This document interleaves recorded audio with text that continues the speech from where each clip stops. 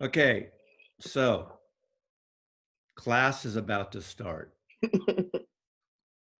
But that's funny. I'm gonna get like Oh, knocked on. I mean, I was a good student, but anyway, Mazzy Maslov here, and I have Mike from Jam on Vinyl in Long Island, a Jersey boy from Long Island, yep. and we're gonna do mono, back to mono, because Mike's a mono guy, and I'll do a little intro, and then we'll take it from there. We're gonna each show about 10 records. At the very end of this, wait to the end because I'm going to show some reissue amazing mono box sets that's going to make you cream in your jeans for mono. And there's a whole thing, and as we get into this, I'm going to talk about it, and Mike is too, about this whole thing, how mono was cool and it was. And I'm old enough to, grew up in the 60s and 70s when, we didn't want mono. We weren't jumping on that bandwagon. And now everybody just wants to freak out about mono records. I get it. So we're going to go on that. And as usual, I want Mike to kind of say his little introduction, whatever he wants to say about this, why he picks this topic. And since, again, he's the visiting team, he gets to start. So, Mike. All right. So, okay, here we go. I got my tie-dye shirt on for you there, Maz. I just played Grateful Dead before we. Oh, that's gonna come up in a few minutes here. I know you're going to show. I don't have that. Oh, it's I know, awesome. I know. Yeah. It's awesome. Okay, so to be honest with you, when I first got into mono, I would like take it back now. I've been really hardcore collecting now for about 3 years, and I didn't really know the historical, I guess, piece of like mono recordings. And then I was in my local record shop and I heard this album, Creamed Israeli Gears. And I'm like listening to it. I've heard the album a million times. I love Ginger Baker. And I'm like, this sounds so much deeper, clearer. The instrumentation is much more pronounced. And I'm like, what is this? Like, what is this? And he's like, oh, it's the mono version of it. And from then on, I was just hooked on mono. And, I was talking to my father-in-law about this, who he's in his 60s, and he says he remembers when you would go to a record store and there would be like a mono section and a stereo section. Right. And like he couldn't understand why I would want to get mono records, and it was just this funny thing that just kind of snowballed. And, and that's, I don't know if it's the like some of them you could tell the difference. Some of them, to me, I can't really, I don't have that good of a sound system, system here to really get all the little nuances.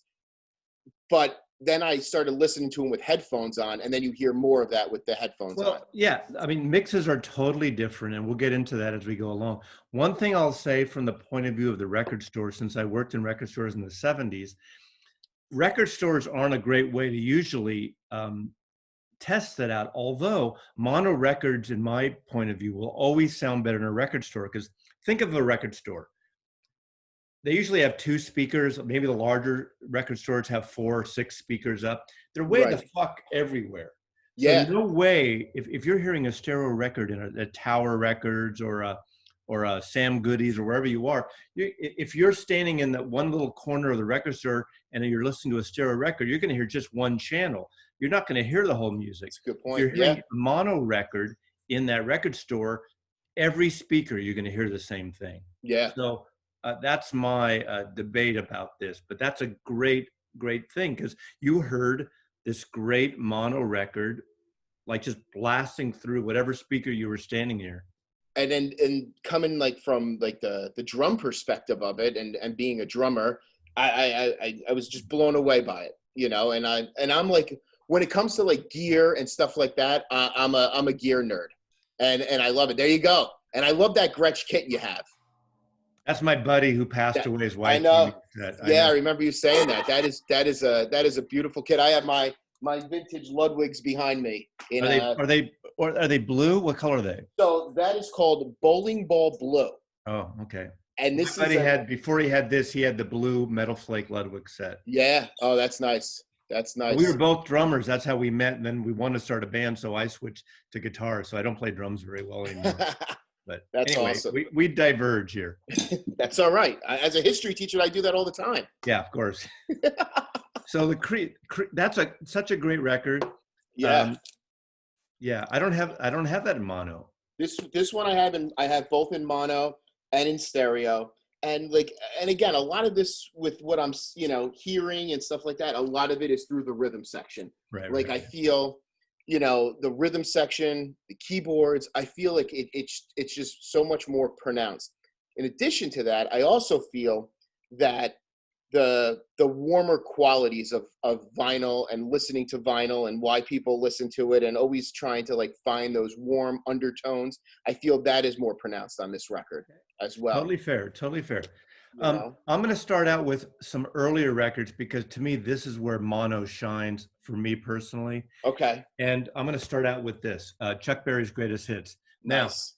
there's a lot of reissues in mono, but this is a mono. I don't think it's a first pressing, but it's in decent shape considering. Chess Records mono. If you love Chuck Berry, this is the one to find, the one to get. There are the 28 late greats from the 70s in mono. There are everything else, and those sound great. This is the real deal. And again, I have no problem with the reissues. I'm going to show you later at the end of this some reissues and things. And I have a buddy who's like so fucking into mono like you are. And I'm on the fence of certain things, but this kind of stuff, and again, maybe we should talk a little bit about this.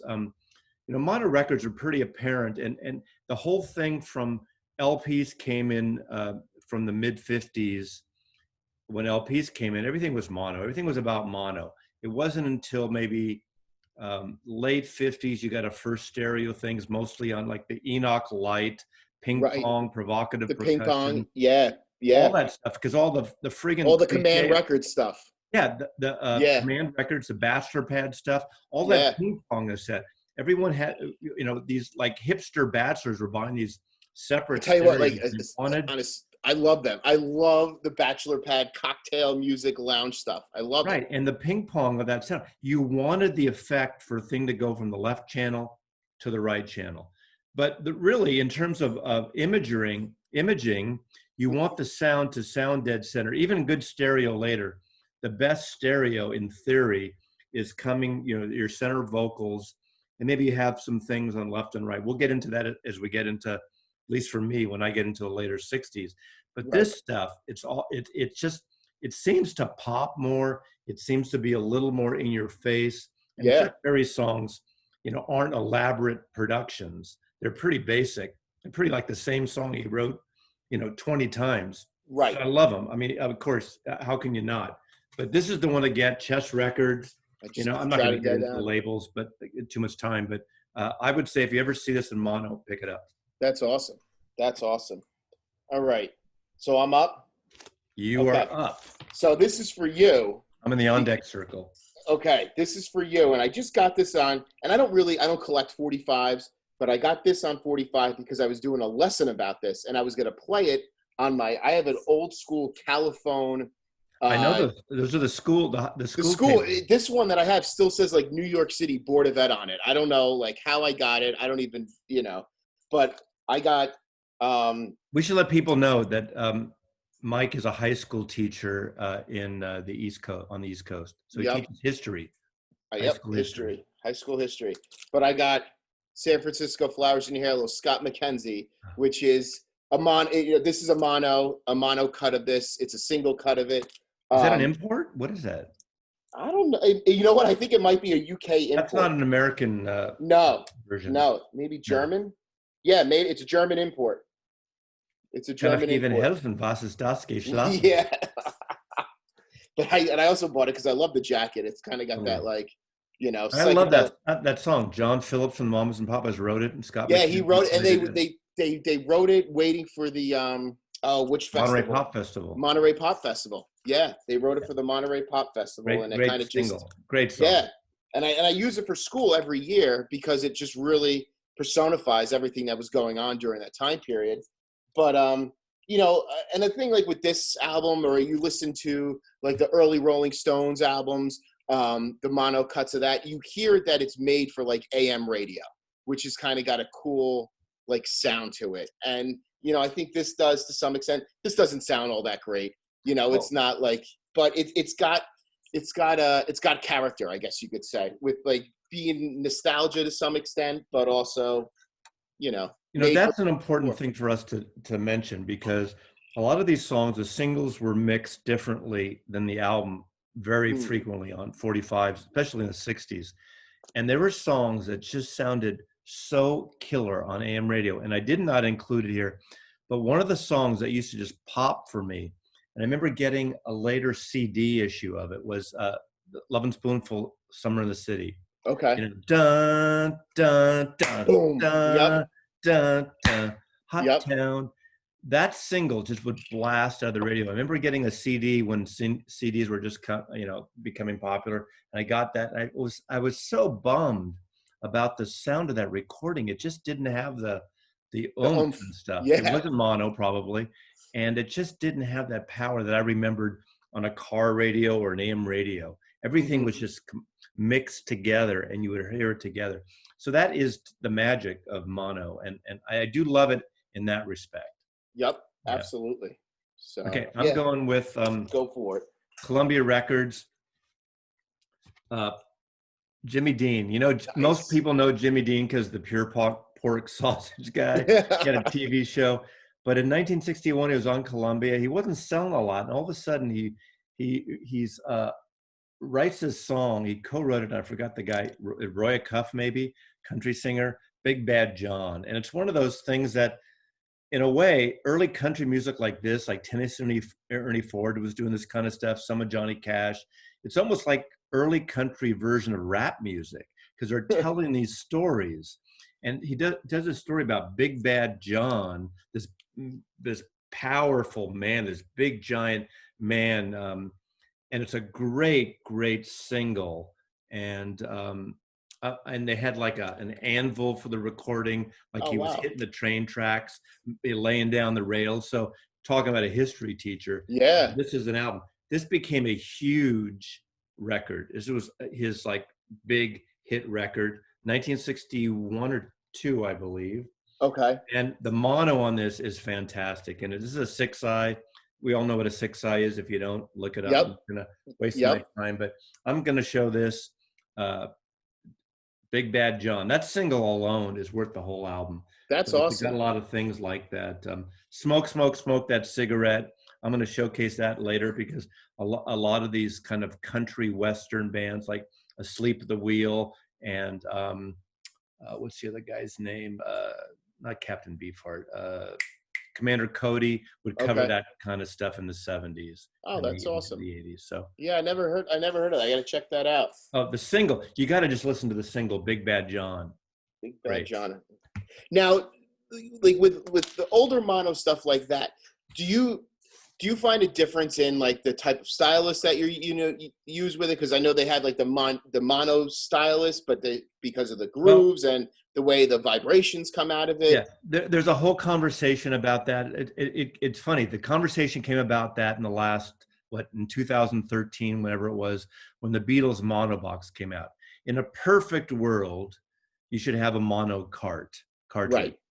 Or if you have a vintage stereo, which like most of the late ones don't have it, any stereo from the 60s, 70s, even to the early 80s have a mono button. Right, I have a mono button. And if you have that, you'll get that sound. Also, what you can do, you can get an adapter and do a Y cable. I'm getting too technical here. A Y cable from your turntable to your amplifier to your phono preamp, and you get that. Now, I'm not a purist. I don't have a mono cart. I don't even have a mono button on any of my players. Today I was downstairs playing my old dual turntable today in my office. That's from the 80s. And so that is in a Denon 80s receiver or 90s receiver. It's not mono. It sounds fine. I'm not a purist, but in a perfect world, you'd either have the mono button or the mono cart. But I have a Marantz from the 70s, and I have the mono button. Well, that's all you need. Yeah, and there's times where you hit it, and you could definitely hear when the mono button is engaged, and then you hit the stereo when you're listening to a stereo album. Sometimes on the mono albums, I you have to really like hold them tight to hear it. But then other times, different albums, you'll hear it. It takes out a hiss for sure. It'll take out a lot of surface noise, and it'll just be a little bit more crisp on that. But I was always, there's a lot of conversations you read on like those Hoffman forums and all that, where You those could go guys are. crazy. Oh, And it's a rabbit it's hole, like man. these videos. There's going to be some wankers, and I'm going to say wankers, no offense. They're going to write some, like we all make mistakes. You know me, I Right. don't write my shit down. You're a teacher, you prepare. You're better than I am in that respect. I just fly. I improvise, and sometimes my solos are going to fall flat. I'm going to be out of tune on some things. I said this the other day. I did a video the other day, and we were talking about uh, Neil Young, and I mentioned He's got a shitload of Eddie. albums. We're talking about the Mirror Ball with Pearl Jam, and I said, Yep. "Oh, Eddie Van Halen didn't show up that day," and I meant Eddie Better. better. Right. And you don't hear it when you're saying it. So Sure. fuck it. Write in the columns. I don't take it personally. We don't. Mike and I don't take it personally. We're going to make mistakes, and this is our opinion. So fuck it. I can't say fuck it in your high school, so I know. I love it. But now it's weird because like we're doing everything Google Meet now. So I'm teaching Google Meet. So I had to make sure there's like no like inappropriate like paraphernalia like behind me as I'm like recording sessions with students. Did you hide your bong there? Yeah.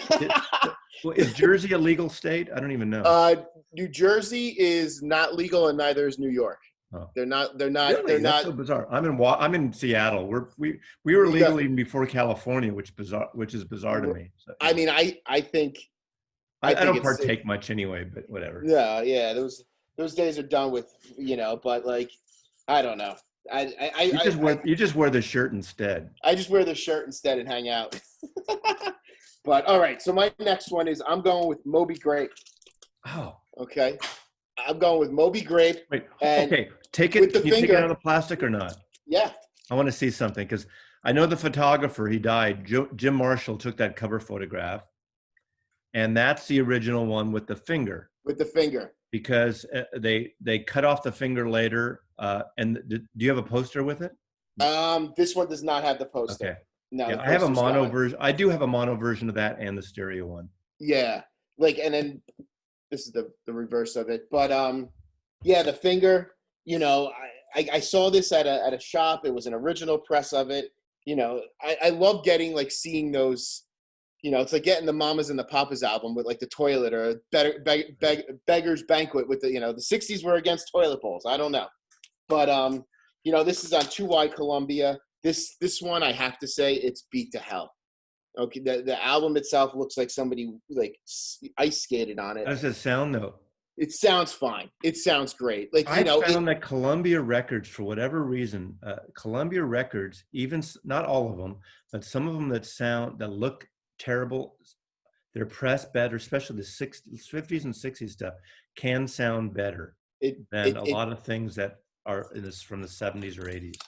Absolutely. And with this mono copy, again, if you do another couple of ones I'm going to show in a few minutes here, when you do like an A/B comparison between mono and stereo, the mono sounds more pure, in my opinion, on a couple of these and it's not fake stereo, but you could tell like the channels are deliberate in each side, where they do try to blend it at times, but it's still like the drums are predominantly on here, the guitar's over here, and the vocals are somewhere in the, trying to be in the middle, but it doesn't. But I just think, you listen to like Moby Grape, it's got that fuzz guitar a little bit, it's got that blues rock going to it a little bit, it brings, it's more in your face.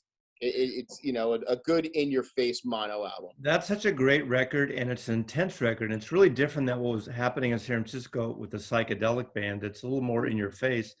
And Columbia Records, maybe they meant well, but they totally fucked that band up because in the beginning they released 5 singles at once at a promo party. They kept thinking, oh, this is a new thing we're going to release. Instead of just releasing Omaha, which to me is the obvious single, that Right. starts off the album, I think.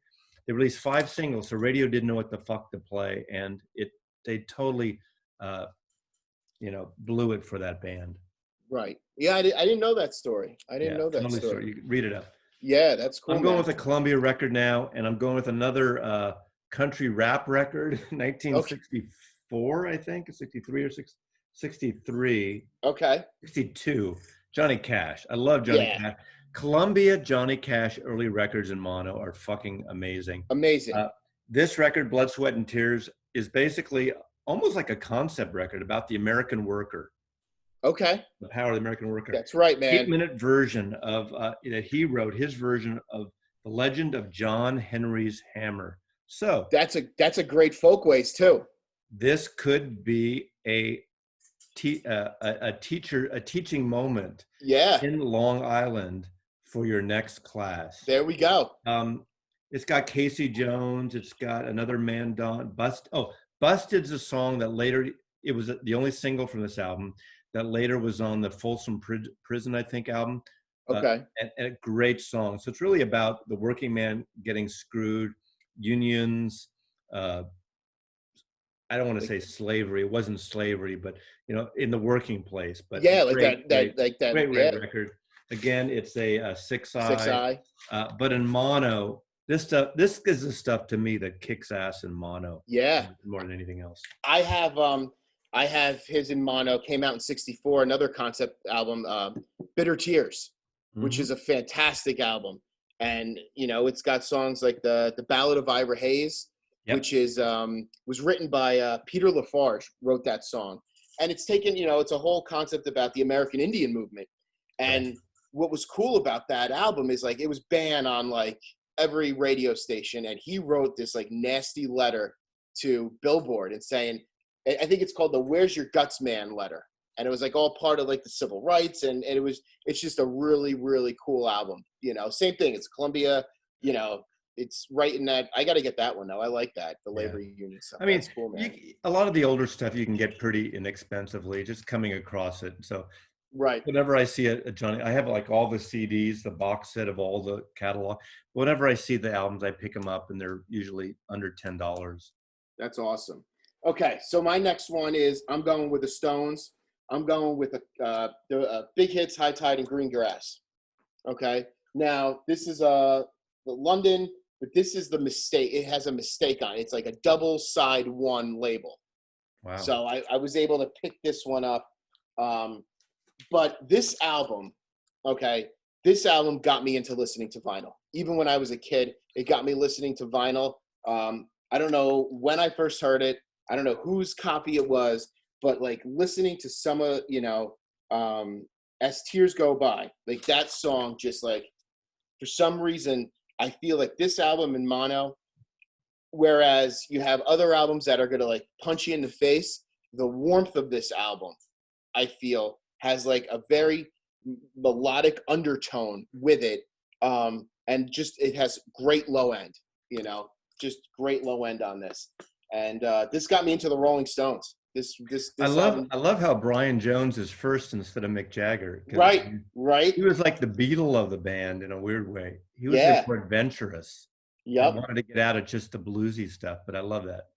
But and then like, I'm sure we'll talk later, but like with their box set and like the early stuff that they came out with, again that sound for like AM radio, like it just has that. It has a little bit of grit to it. It does have some grit to it, Yeah, mono seems to be in your face more. It's out front. And that's why as we get into this, I tend to kind of pull back from mono when we get into the psychedelia stuff. Mm-hmm. And I know a lot of people think that, the mono of, well, I won't mention yet because I'm going to talk about that later in a box set thing, and maybe you will too, I don't know. But it's a little different. I'm going with, again, an early 60s record. This is my first audiophile reissue. To me, one of the most fantastic sounding audiophile records in my collection. And this is the Beach Boys' Surfer Girl. Now, this is audio productions that it's from the master analog tapes, stunning pressing, not cheap, but not outrageous. It just all depends on your scale. I'm not going to go there. I did buy both these, mono and stereo. I love them both. for different reasons.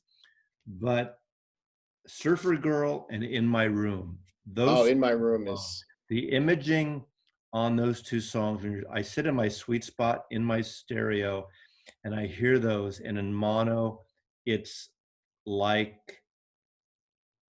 a Beach yeah, Boys orgasm. yeah, If yeah. that makes any sense. I mean, I'm on the beach. I'm No, surfing. I'm driving my Woody. That yeah.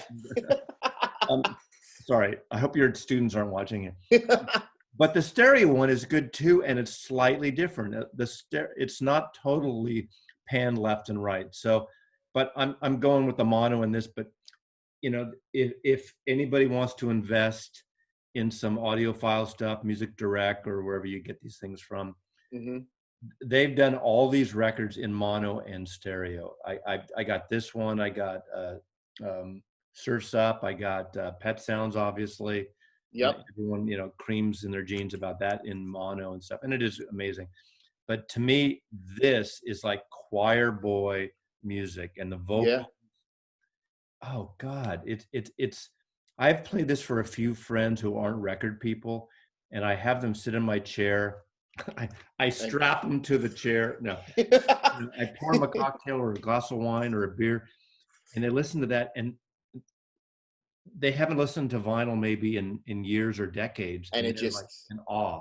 they sink into it. This is one of those in awe records. Yeah. So Yeah. I'm going with Surfer Girl.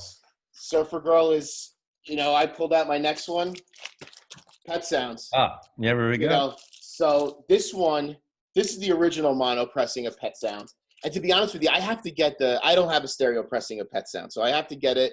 To be fair, I have the box set on CD, but this is the original Pet Sounds, which sounded pretty bad. It wasn't the greatest pressing at all. The Capitol, early mono, and I also had. You'll like the story. I had the Carl and the Passions when they released that. They had the Pet Sounds as like Double L. another, yeah. So one of my students during this whole quarantine thing emailed me and says, "Hey, Mr. Zagari, here's what I'm listening to on my turntable," and she showed me all of her records, and I'm like, "That's awesome." So I sent her a little VCLT her way, and I included that Carl and the Passions because I was able that. This one is just, again, the That's analog productions. I mean, it's awesome. Those are amazing, and I Oh, totally understand. Records can be cheap. We can buy the cheap, and I buy those too. I've said a few things on some of these videos. I can't anymore do the really smelly, danky, mildewed things that give me headaches. yeah. So instead of buying 5 copies of those, I'll invest a little more, like I do. And in fact, today, except for some box sets in the end, I didn't pull any jazz records for the mono thing for me. I didn't either. Yeah. I And didn't there's either. some amazing, obviously amazing that's Right, right. But this one, I mean, is yours the 33 or the 45? 33. 33, yeah. This was what this, because they released it as well as, Right. they remastered it in a 45.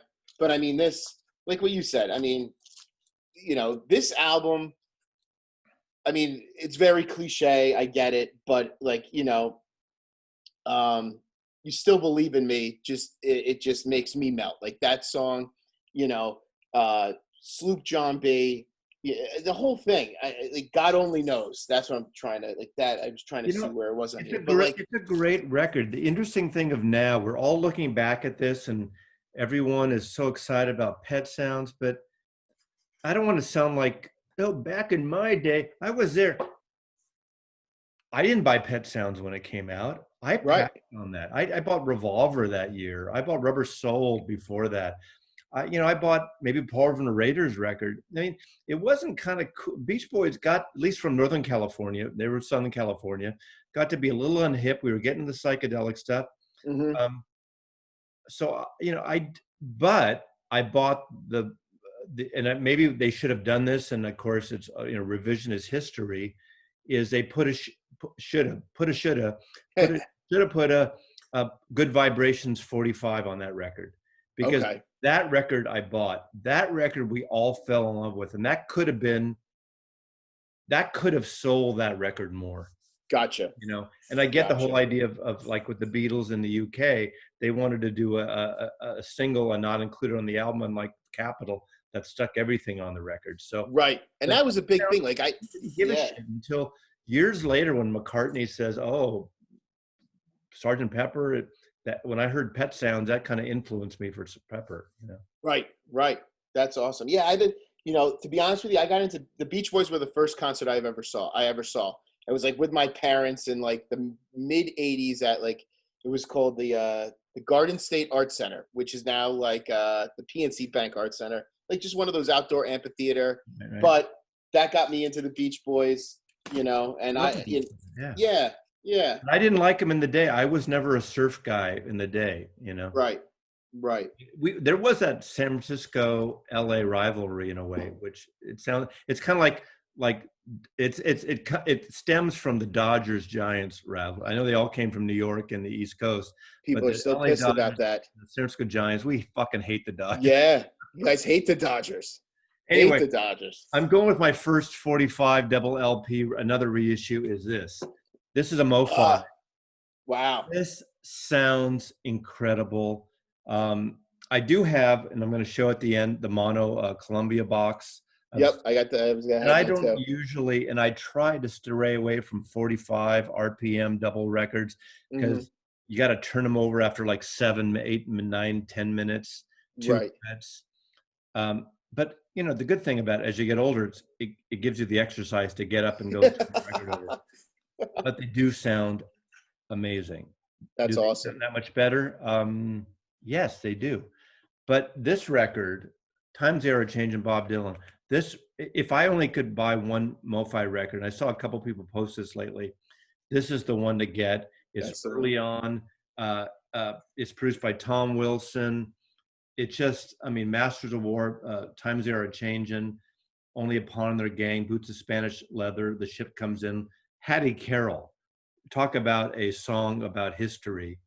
The Lonesome Death of Hattie Carroll is a song that you should listen to, that you should talk about the whole civil rights. Yeah. An African-American woman who waited on these people was just beaten to death. And it's so topical now in a lot of ways, which I won't even get into. Right. But this is an amazing sound because it's acoustic based. It's a stunningly beautiful sounding record. And in mono, this is the way to go in mono. Now, you don't have to get the MoFi, but to get an original mono, it'd probably be scratchy. The mono box set, I don't even know if the mono Columbia box set's in print. So this is the way to go. Bob Dylan, mono. Awesome. Yeah, I listen to a lot of Dylan. I use a lot of Dylan in my class. It's just, it's amazing. It's amazing. All right, another San Francisco band for you, Mazzy. Gone with the Dead. Grateful Dead. That's something I want. Yeah, this is cool. I have it in stereo, and I bought it right. My mom bought that for me when I was homesick when it came out, but she bought me the stereo record. I remember you telling that story in your Grateful Dead video that you did. Yeah. But this is, I have the stereo. I have the gold, early pressing gold Warner Brothers. But one of my favorite Dead songs is Morning Dew. So to hear that on here again, you hear a song like Cream Puff War on here, and that's in your face. It's quick.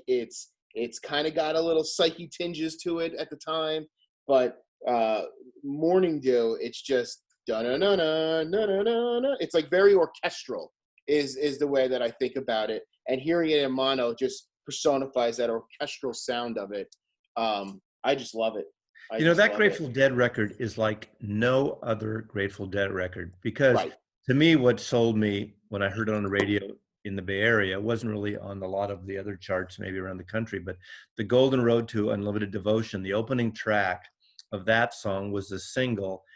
And on that album, they sound almost like a garage band. They don't sound like what we know of the Grateful Dead to be all jammy. They're short, concise, to the point, which I actually like for a change. Yeah. I love that record. It's tight, and that record would probably be better in mono. But to be honest, I hate to say this, I've never heard it in mono. Yeah, I've done some people say there's a vast difference of it. I think like songs like Morning Dew, it's just more, it's more open. It's got Yeah. some more air flowing through it, But then you have those like, Cream Puff War, or, whatever, like it's just coming, like what you were saying, it's choppy, it's short, it's tight, it's very uncharacteristic of the Dead. I think, once you get into Anthems of the Sun, Oxa Moxa, or however you want to pronounce it, that's where you start getting. That's how I pronounce it. I've been told it wasn't correct, but Yeah, I don't know. It's like the palindrome or whatever you call it. Right. Yeah. Which is like the original copy of that record sounds so much better than they remixed it, and they remixed what, 72-ish, I guess right 70 72, 73, yeah, that's when and then the original version of that is killer. But yeah, the Dead, I love the Dead. I never saw them. I was in ninth grade, I think, when Jerry died. So, I've seen a different generation. I grew up in San Francisco. I'd see them free in Golden Gate Park. So you heard my stories. I don't have to, but right. Again, the right time, right place. Saw them a lot, and I fell in love with them. But I'm not like, I don't never consider myself a Deadhead, although I saw them a lot. I don't know. Like, I go on these Hoffman forums and all those places, and you read that. Oh my God! On the 73rd. 73 Passaic, New York concert, Jerry Garcia like broke a string on the third song of playing in the band, and then yeah, it gets a little. My buddy, Beatles, I'm not even as much of a Beatle freak I am. I don't even go to that. No, and I'm a huge Springsteen freak, and even I could. Cheers. Cheers, man. Cheers. I get it, but I am amused by it, and I love it. Okay, I'm going now. I'm staying with Columbia again, and all I'm going to say is, Mike, hello, darkness, my old friend. Anyway, okay. Simon and Garfunkel. Simon and Garfunkel. There you go. Long Island. Love Simon and Garfunkel. Mono. Yep. Interesting little factoid, and everyone knows this, and if they don't, you're learning here on this channel. They did their first album, and the song Sounds of Silence was on an earlier album, a folk version of it. So it didn't really do anything. They kind of took a hiatus. Paul Simon goes to London with his girlfriend, English girlfriend, I think. I don't know all the details, and correct me if I'm wrong. You can write it in the... and he does that record. There's actually a great record that Columbia put out in the UK, this Paul Simon Songbook, which is him alone on guitar. Great record. In the meantime, the whole folk rock thing started happening with the Byrds, Mr. Tambourine Man. And so the producer of this, Bob Johnson, gets basically, I don't know if it was the Wrecking Crew, but he takes Sounds of Silence and puts a rhythm track on, electric guitar, wow, drums, bass, right. And he makes Sounds of Silence, a folk rock single, and they release it and becomes this huge hit. So they come back, and then they go on and they put on this album again. I Am the Rock, a great song, which wasn't even a hit for them. They gave it to The Circle on Columbia Records, a band called The Circle. The Circle had the hit of that song. Great record. In mono, this is incredible. This is a 2i from, whatever it was, a 65, I'm thinking. Like 65, 66, probably 65. And someone's going to correct me. You know how it is. People correct all our shit. They're like a bunch of internet trolls. It doesn't really matter. No, but they're rightly so. I don't mind that. Well, you know what got me pissed off the other day? It got me so pissed off. You did your little to your buddy who passed away, and like and somebody gave you like a thumbs down. Oh, I get a thumbs down all the time. I don't. And like you know, okay. Like that just, I don't know why it pissed me off for the day. But you know, the thumbs down could be, oh, I'm touched by this. I don't want to be happy. That's thinking positive.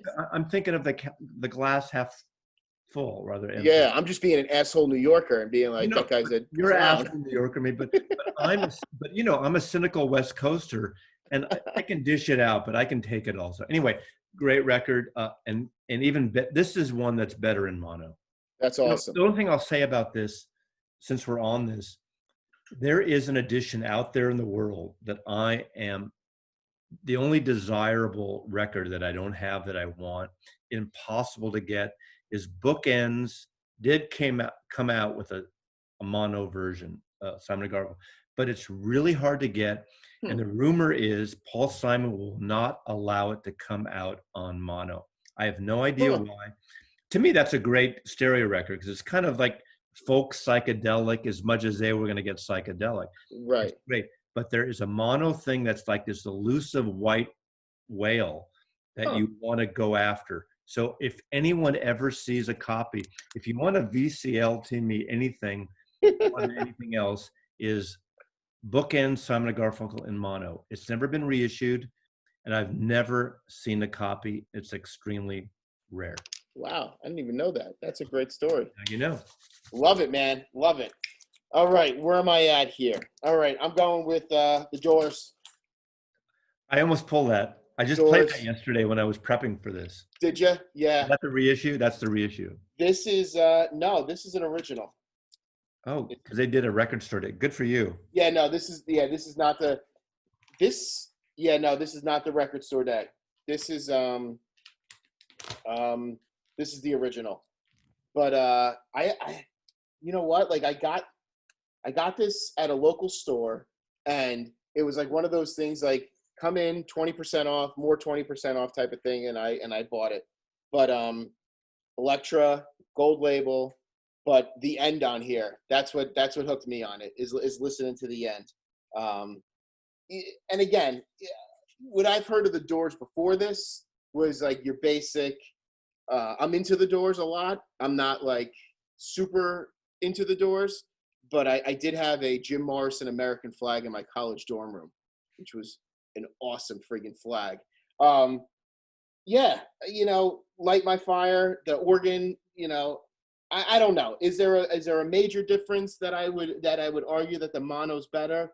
I don't know, but you know, Soul Kitchen, like all this, like the Vietnam era songs. You know, I'm always connecting it back to history.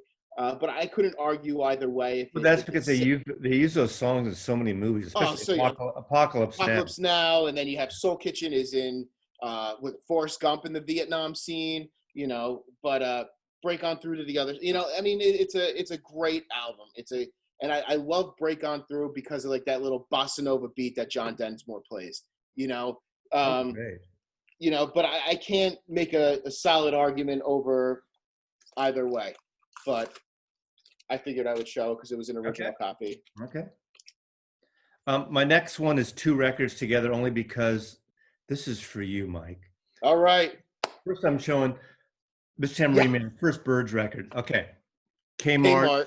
268 on sale. Mono, 2i.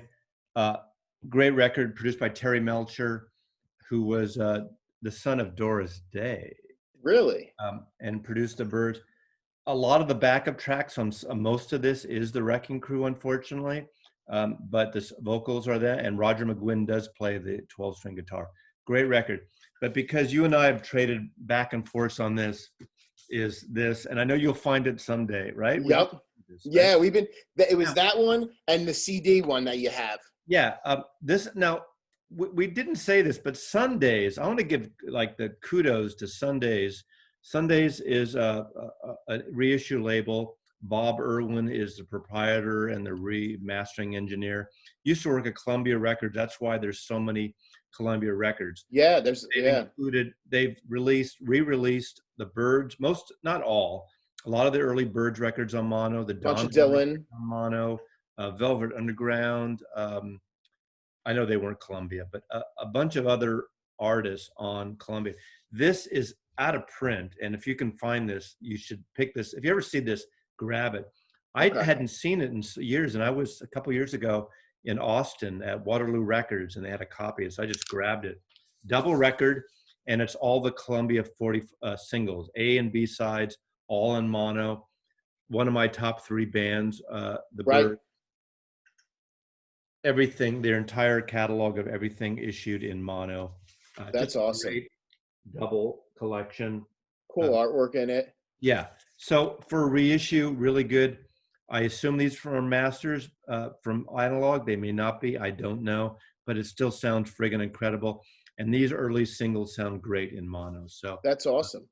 Because I have which one did I get? There was a mono released in like the 80s, a Birds mono like singles released in the 80s. I have that one, but that's more in depth. On CD?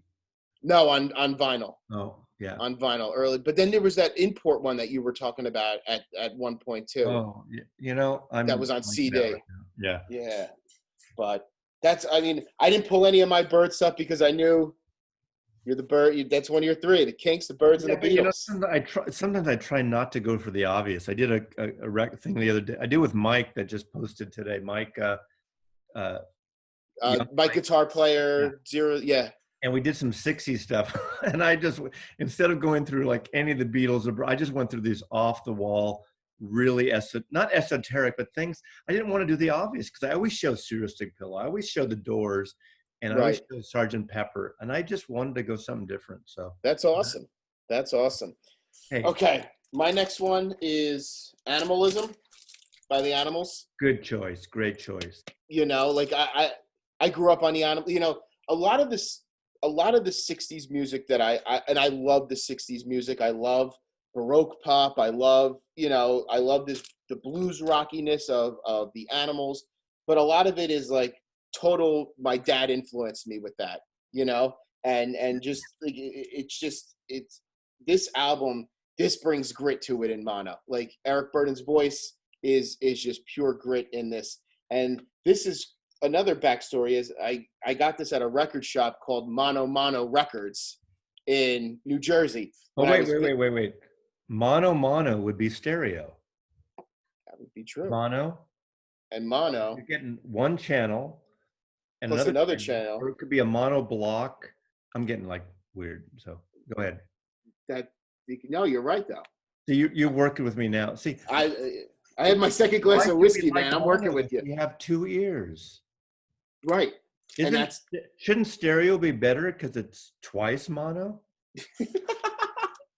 Right? It should be. Like, what about like that fake stereo? Stereo is the menage a trois equivalent of mono. Of mono. That's a good analogy. Yeah, because it's more people in the game. Exactly.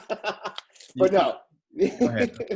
No, I just yeah. So again, this is a great album. And again, with anything with like the Animals, the Stones, the Beatles, like trying to figure out what was on a UK press versus what was on an American press, like it's a rabbit hole in and of itself. So, but I think, you know, this kind of this album I think has grit to it. I think this album has grit to it. It's a great and yeah, Eric Burden is such a great white soul singer.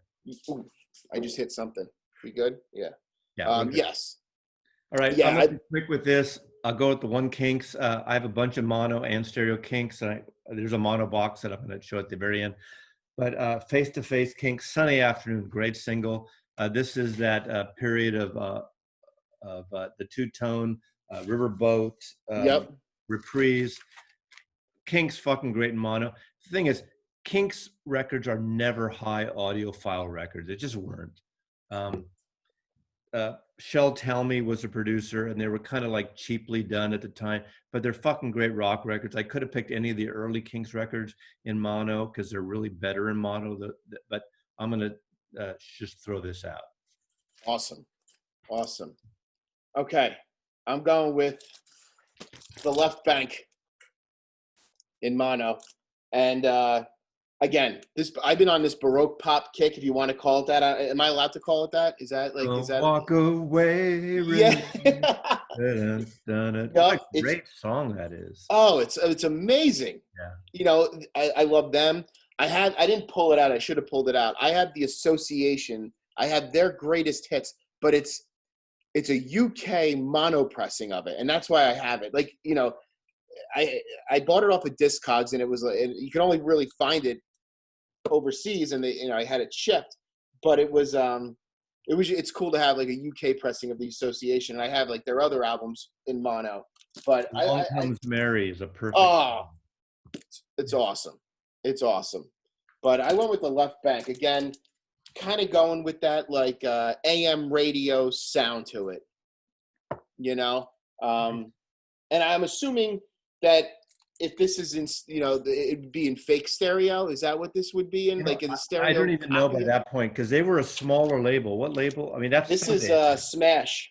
Yeah, Smash Records. I have that too, and my guess is it could have been fake. I don't know that at the time. I mean, the smaller labels didn't have the budgets for a lot of recording. So, right. I'm going now with another Columbia, Epic, produced by Mickey Most. Mickey Most is known for producing Jeff Beck, Donovan, and I'm going with Donovan. I'm a big Donovan fan. Sunshine Superman. Maybe that's somebody I have to get into more. Now, I'm going to show two only because this is the Sundays, and it's hard to find this that sounds any good because they're so, chewed up and well played. The Sundays is incredible. So don't be afraid. You can still get it at the Sundays site. It's still in print, I think. But the mono version of this is superior. Sunshine Superman is a great friggin' single. That's maybe the only psychedelic-y song on this. Was it from 66, I believe. But what's on here, which is great, is Bird's Blues, which almost sounds like a Bert Jansch song, and it might even be, I can't remember now. I should have looked at that. I should have looked. Oh no, Donovan Leach wrote it. But Season of the Witch, he doesn't get credit for that as much as he should. On the album, the great album Super Session, which everyone needs, with Al Cooper and Steve Stills and Mike Bloomfield. If you guys do you have Super Session? If you don't have Super Session, you need that record. I need to get, You need that record. It's got an amazing, almost like a definitive version of Season of the Witch. So write that down. It also I got here called Fat Angel, and it goes Fly Trans Love Airways, get you there on time. Fly Jefferson Airplane, get you there on time. And the great thing about it is in the live Blessed Upon a Little Head version of Jefferson Airplane live album, they cover Fat Angel and sing about themselves. Great song. And it ends with this song called Celeste, which is an amazing, gorgeous song. This is probably the best Donovan album, and everyone should have it. Folk psych at its best. Fuck these people that say Donovan is twee and a second-rated Bob Dylan. Fuck them in the ass. I hope you're like your students are. Seriously, Donovan is the greatest. Underrated, maybe. Taught John and Paul in Rikiesh how to do that finger-picking guitar style, which they used all over the White Album. Right. Great record in mono. I don't have anything by Donovan. I have to get that. I know. Even the greatest hits record on Epic is worth it. Just get some early Donovan. Yeah. And I know Sundays, Sundays does a great job with some of this stuff. They do. All right. I'm going with a Long Island band, Vanilla Fudge. I love that record. Oh, Carmen Apiece was like the first, besides John Bonham, Carmen Apiece was the first drummer I loved. There you go, got your sticks? He had this huge Ludwig drum kit. It was enormous. Can I ask you a personal question? Yeah. Do you do the jazz hand? I do the traditional. You do this? No, traditional. Yeah, okay. You want to know the history of that? Pardon me? You want to know the history of that? The traditional grip? I don't. Tell me. I don't know. Okay, all right, here we go. So drummer boys during war, that's the only way they could hold the stick as they're marching. And then because they couldn't hold it while it was coming like this. But yeah. So your flamadiddles, paradiddles? My flamadiddles, my paradiddles, my roughs and rolls and everything else. I have my practice pad, my metronomes. Sorry. So, but yeah, Vanilla Fudge. Now this is an in-your-face album, especially with the organ. The organ is so well pronounced in this. If you do an A/B comparison in this album, this has You Keep Me Hanging On is the hit off of this one, but the A/B comparison is it's trying to like filter on one side more so than the other, I think. But this is just, it's loud. It's loud and it's awesome. That came out of nowhere in my mind, because See, I need to learn like all the producers and all the stuff. Like I need to read more about like that. Like all the. I don't remember that, but I remember buying that record because "Keep Me Hanging On" we all knew from the Supremes, but it was their cover version was so different. Right. I mean, in my mind, and I could be wrong, I don't remember. To me, that's the first. We didn't know it was called that. That's the first prog record I ever got.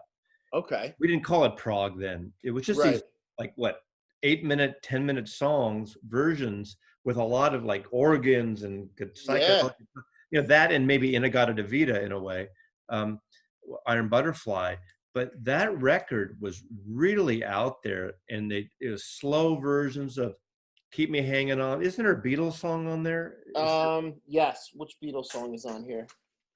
It's from Help, right? I think it's from Help. Illusions of My Childhood, You Keep Me Hanging On, Take Me for a Little While, Ticket to Ride. Ticket to Ride from Help, yeah, exactly. Yep. I know that, I just blanked out. But that was so unusual. That was so out there. Again, listening to that music when it came out, and I probably had the mono of that initially, but this is the time, and I didn't do it in my main records, which is, I'm going to just quickly show boxes, but this is a point I want to get across, because I'm showing some box sets really quick. I'm not going to get into them because it's going to take too fucking long and it's not part of my 10. But once this like Revolver hit and Sgt. Pepper hit, I was all over stereo. And in those days, the big deal was a lot of people were not, because when they offered mono and stereo records were $1 more. And when you're like a 12, 13-year-old kid, you're going to go for the mono because you don't want to pay another $1 for a record. When a record was $3 or $4, you didn't want to pay another $1 for a record. That's a lot of money when you were in the 60s when you were a kid.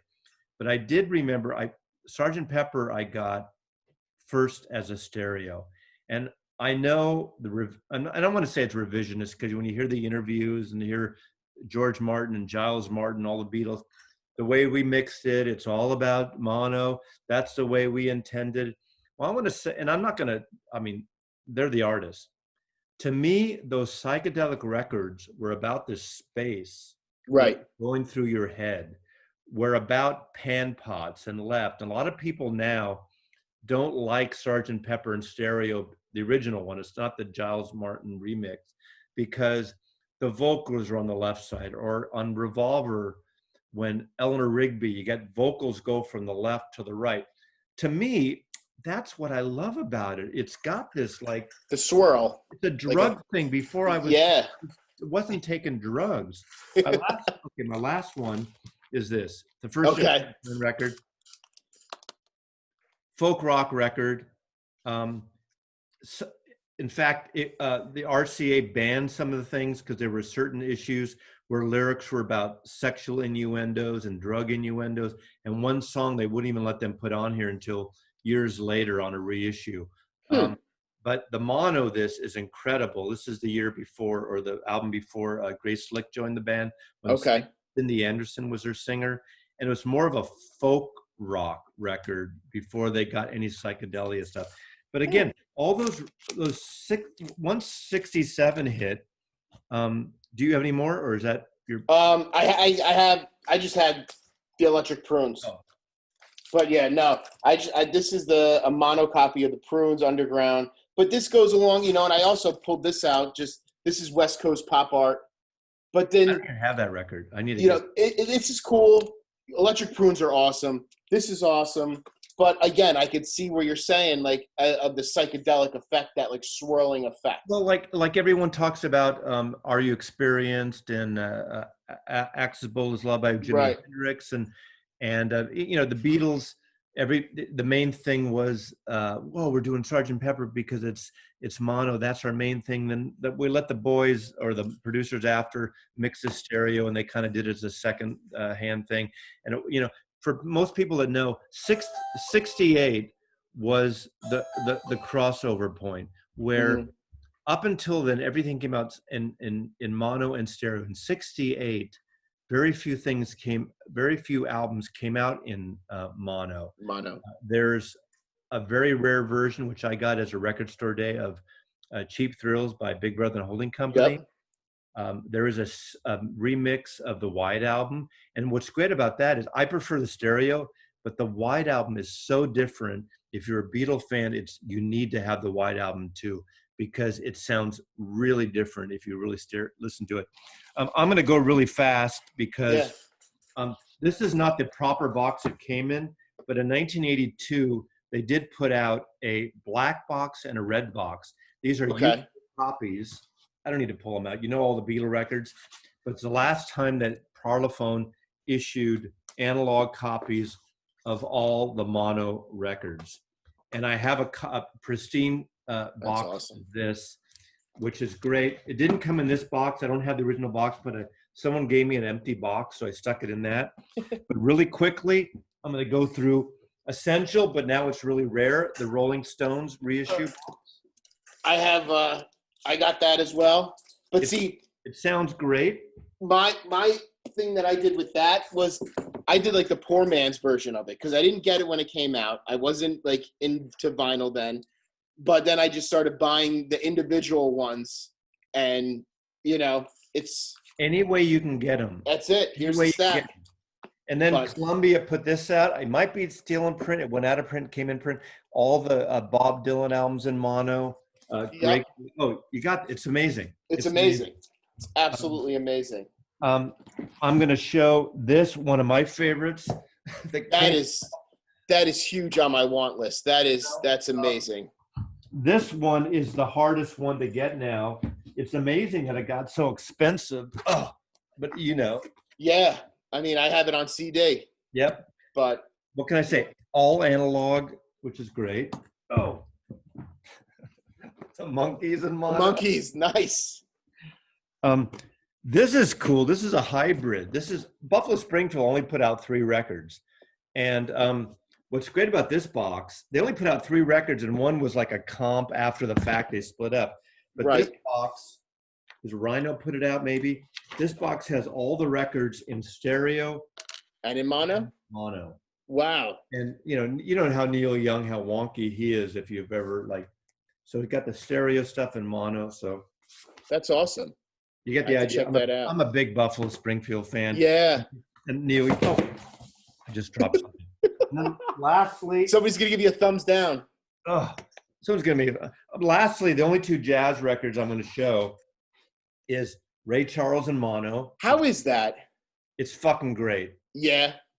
I mean, the curse of the vinyl community is you see stuff and you want to buy it. Yeah, that's my problem. But this is really great. I'm a huge Ray Charles fan. Now, and this is even, I don't say more wonderful. No, yep. Okay. Yep.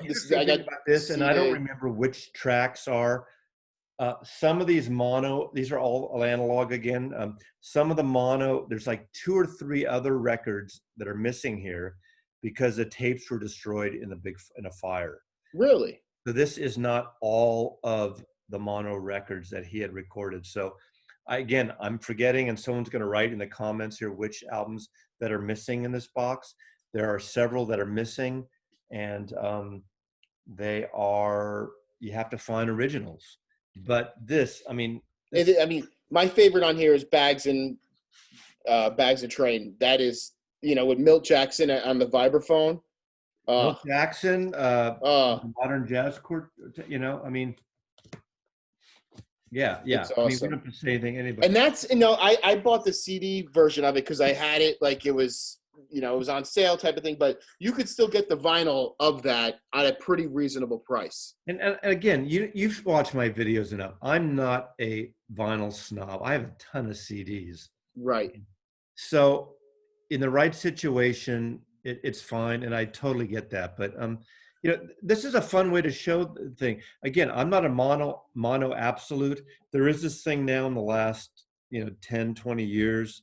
Now, one thing we didn't mention is during the 70s, everyone was in a stereo in late 60s and 70s. So I do have a number of records which I hate having, but they aren't as bad as everyone says. if you look at the top of a record and it says electronically reprocessed for stereo, that is fake stereo. That's like where like the vocals are here and the drums are over here, and Yeah, then they're that's taking it. the mono Yeah, recordings and they're doing their voodoo word shit. yeah, it's terrible. It's not a thing. And I have some jazz records that are like electronically produced for stereo, and I kind of wish I didn't have, but you know, that was the thing. In the 70s, we didn't give a fuck about mono in the stereo. And I mean, in the 70s, we just didn't.